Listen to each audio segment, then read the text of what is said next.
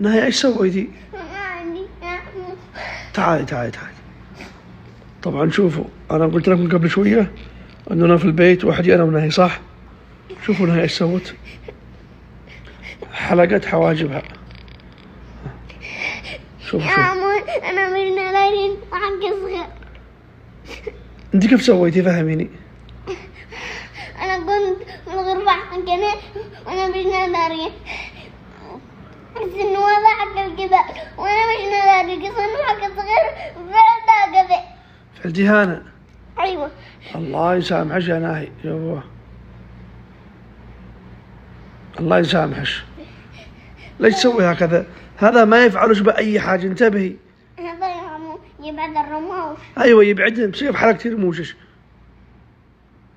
مش نادرين يا اخي، انا مش نادرين. الله يسامحش.